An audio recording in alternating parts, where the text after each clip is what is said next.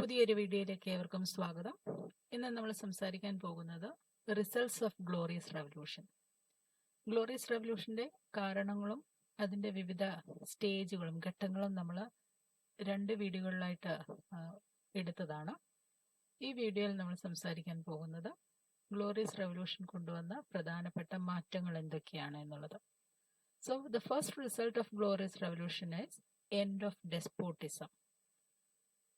The escape of James II, along with the members of his family, changed the principle of despotism or ended the principle of despotism.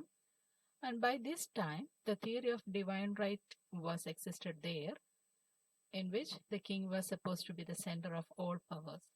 But as a consequence of this revolution, king's power was checked and they were reduced to constitutional monarchy. So after the Glorious Revolution, a joint monarchs came there. They were William and Mary, which was in this 1689. And they took an oath, that oath of allegiance to declaration of rights. Now, the King of England could rule England within the limits of the Constitution. So the first result of Glorious Revolution എന്ന് പറയുന്നത് end of despotism ആണ്. കുറേയേറെ വർഷക്കാലമായി ഇംഗ്ലണ്ടിൽ ഭരണം നടത്തിയിരുന്നത് monarchical റൂളാണ്. ഒരുപക്ഷെ glorious റെവല്യൂഷന് കാരണമായ മൊണാർക്കിക്കൽ റൂൾ എന്ന് പറയുന്നത് സ്റ്റുവർട്ട് ഡൈനാസ്റ്റിയാണ്.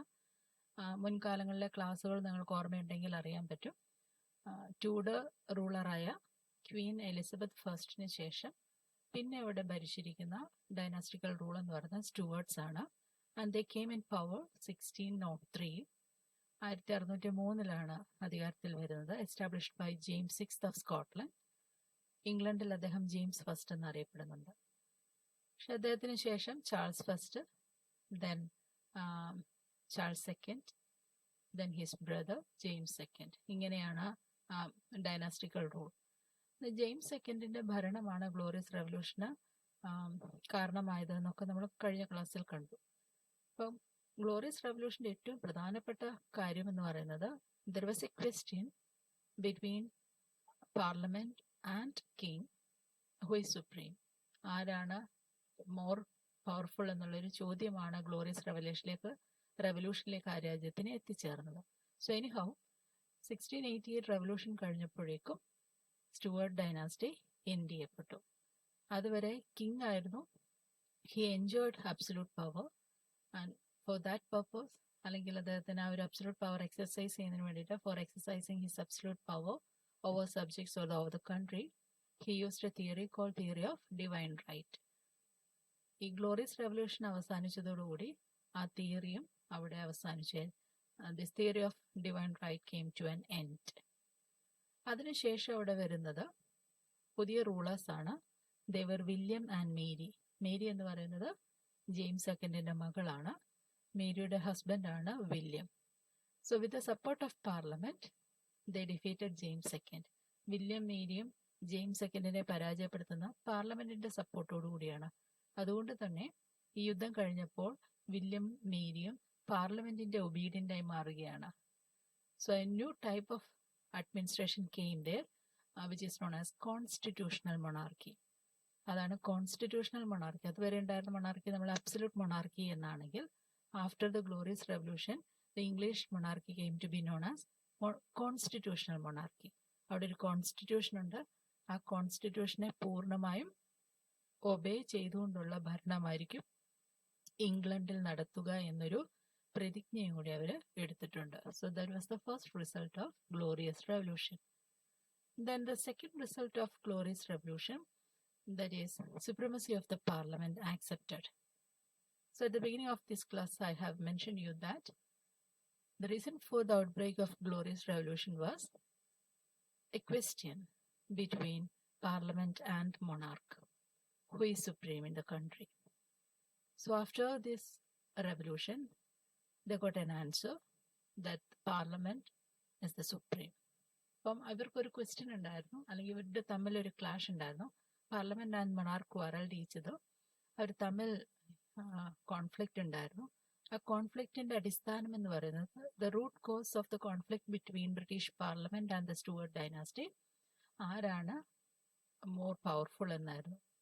സോ ഇത് കഴിഞ്ഞപ്പോഴേക്കും 1688 റെവല്യൂഷൻ കഴിഞ്ഞപ്പോഴേക്കും പാർലമെന്റ് ആണ് പവർഫുൾ ബോഡി ഓഫ് അഡ്മിനിസ്ട്രേഷൻ എന്നത് തിരിച്ചറിഞ്ഞു. So all powers were brought under the control of the parliament. Even the executive powers, slipping from the grip of the king, reached the hands of the popular ministers who were responsible to the parliament. അപ്പൊ അതുവരെ നമുക്കറിയാലോ, ഭരണത്തിന്റെ അല്ലെങ്കിൽ അഡ്മിനിസ്ട്രേഷന്റെ 3 stage എന്ന് പറയുന്നത് legislative, executive and judiciary. പക്ഷെ ഈ monarchial റൂളിൽ ഇത് 3 ഒരാളിൽ തന്നെയായിരുന്നു. ലെജിസ്ലേറ്റീവും എക്സിക്യൂട്ടീവും ജുഡീഷ്യറിയും കിങ് തന്നെയായിരുന്നു അത് എൻജോയ് ചെയ്തിരുന്നത്. എന്നാൽ 1688 റവല്യൂഷൻ കഴിഞ്ഞപ്പോഴേക്കും പവർ സെപ്പറേറ്റ് ചെയ്യുകയും ജുഡീഷ്യറി പോലും ഇൻഡിപെൻഡന്റ് ആക്കി മാറ്റുകയും ചെയ്തു. പാർലമെന്റ് ആണ് എക്സിക്യൂട്ടീവ് പവർ കൂടുതലും എൻജോയ് ചെയ്തത്. Both executive and legislative power ആരുടെ കൈകളിലേക്ക് എത്തുന്നു? പാർലമെന്റിന്റെ കൈകളിലേക്ക് എത്തുന്നു. So the third result, that is religious consequences. So the Glorious Revolution affected religious life very deeply and permanently. അപ്പം ഇംഗ്ലണ്ടിലുണ്ടായിരുന്ന എല്ലാ പൊളിറ്റിക്കൽ കോസിന്റെ പിന്നിൽ ഒരു റിലീജിയസ് ഇഷ്യൂവും ഉണ്ട്. ഗ്ലോറിയസ് റെവല്യൂഷനും അത് തന്നെയായിരുന്നു.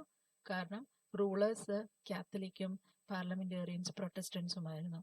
അതും ഗ്ലോറിയസ് റെവല്യൂഷൻ ഉണ്ടാകാനുള്ള ഒരു കാരണമാണെന്ന് നമ്മൾ ഓൾറെഡി പഠിച്ചു കഴിഞ്ഞതാണ്. ഗ്ലോറിയസ് റെവല്യൂഷൻ കഴിഞ്ഞപ്പോഴേക്കും പാർലമെന്റ് ഈ ചർച്ചിന്റെ മേൽ ഉത്തരവാദിത്തം ഏറ്റെടുക്കുകയാണ്. So the responsibility of the church was given to the parliament in place of the king. അതുവരെ കിങ് ആയിരുന്നു അതിന്റെ ഹെഡ്. നമുക്കറിയാം ബ്രിട്ടീഷ് റെഫർമേഷൻ കഴിഞ്ഞപ്പോഴേക്കും Henry VIII became the head of church, അല്ല, supreme head of the church ആണ്. Queen എലിസബത്തിന്റെ സമയമായപ്പോഴേക്കും supreme head എന്നുള്ളതിന്റെ ടൈറ്റിൽ ഒന്ന് മാറ്റുന്നതേ ഉള്ളൂ. എങ്കിലും ഷീ എൻജോയ്ഡ് ദ ടൈറ്റിൽ. സ്റ്റുവർട്ടിന്റെ സമയമായപ്പോഴേക്കും they try to restore catholicism there. അപ്പൊ അതും എന്തായി, കിങ് അതിനൊരു ഗവൺമെന്റ് ഡിപ്പാർട്ട്മെന്റ് ആക്കി മാറ്റുകയാണ് റിലീജിയൻ.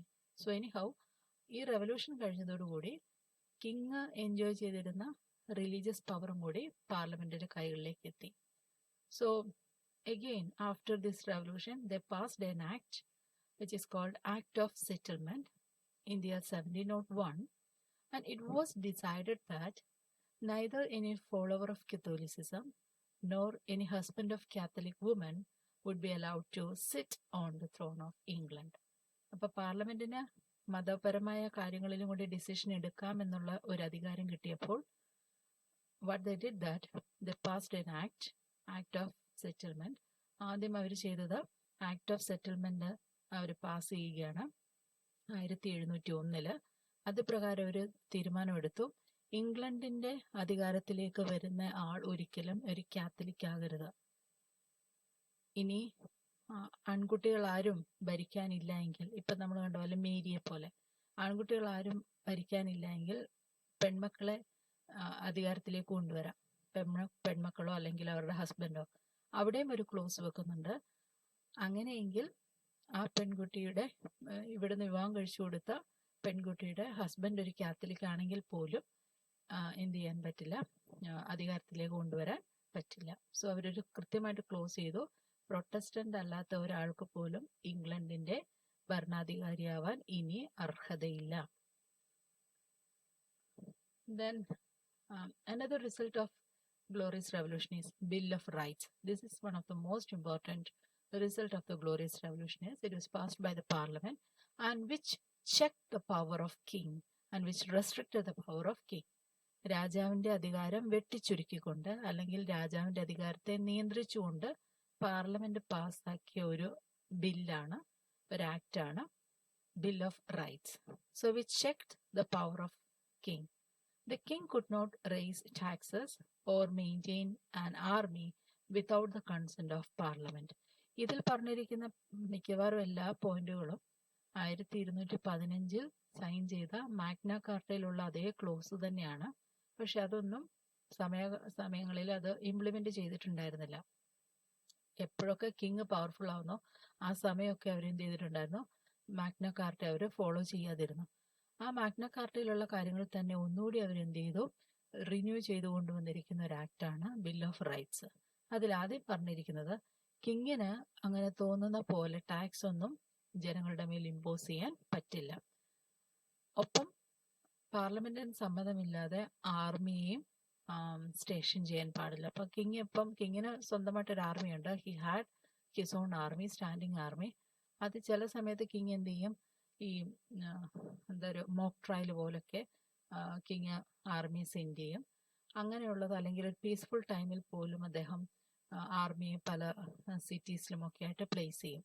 അപ്പം അത് ജനങ്ങളുടെ ഇടയിൽ ഒരു ഫിയർ ഉണ്ടാക്കുന്നുണ്ട്, പേടി ഉണ്ടാക്കുന്നുണ്ട്. കൂടാതെ ഭയങ്കര ഹെവി എക്സ്പെൻസിനും കാരണമായി തീരുന്നു. അതുകൊണ്ട് പാർലമെന്റിന്റെ സമ്മതമില്ലാതെ അങ്ങനെ ഒരു സ്റ്റാൻഡിങ് ആർമി കീപ്പ് ചെയ്യാനോ പോസ്റ്റ് ചെയ്യാനോ കിങ്ങിന് അധികാരം ഉണ്ടാവില്ല. And the second is king could not suspend laws. കിങ്ങിന് തോന്നിയ പോലെ നിയമം സസ്പെൻഡ് ചെയ്യാനൊന്നും, നിയമം സസ്പെൻഡ് ചെയ്യാന്നാണ് ഈവൻ പാർലമെന്റ് പിരിച്ചുവിടാനുള്ള റൈറ്റ് പോലും കിങ്ങിന് ഉണ്ടായിരിക്കില്ല. നമ്മൾ ചാൾസ് ഫസ്റ്റിന്റെ സമയം പഠിച്ചിരുന്നു.